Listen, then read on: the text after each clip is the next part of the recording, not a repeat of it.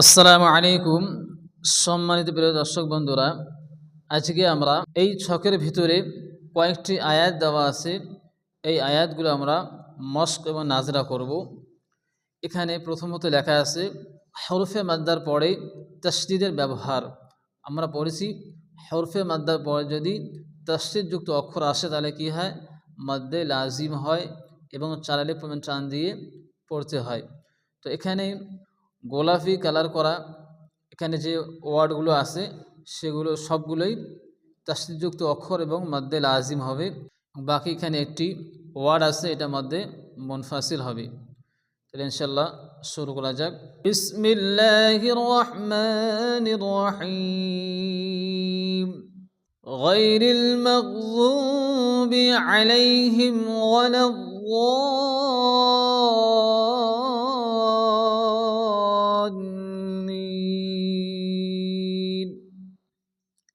এই যাল্লিন এটা হচ্ছে চার আলিফ টান হবে, এখানে তাসদীদযুক্ত অক্ষর আছে। গায়রিল মাগযুবি আলাইহিম ওয়ালাদ-দাল্লিন। ووجدك ضالا فهدى. ووجدك ضالا فهدى. فإذا جاءت الطامة الكبرى. فإذا جاءت الطامة الكبرى. فإذا جاءت الصاخة.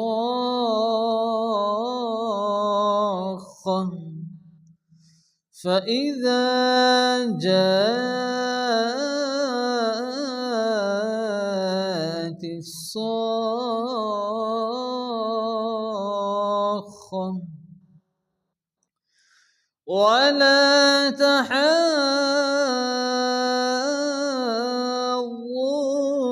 على طعام المسكين.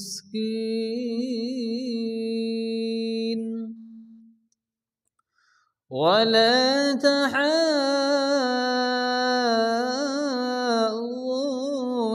على طعام المسكين.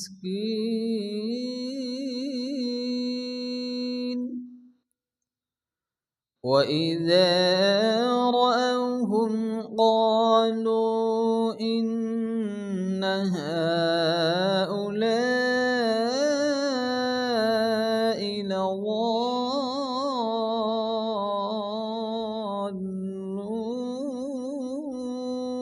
لضالون. وإذا رأوهم قالوا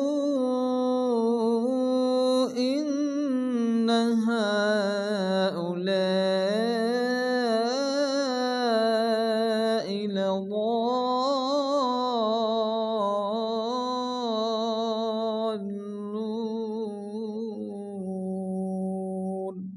সম্মানিত দর্শক বন্ধুরা, যারা আমরা একটুভাবে পড়তে পারছি এবং আয়াতগুলো বুঝতে পারছি তারা নিচে কমেন্টের মধ্যে ইনশাআল্লাহ জানাবেন।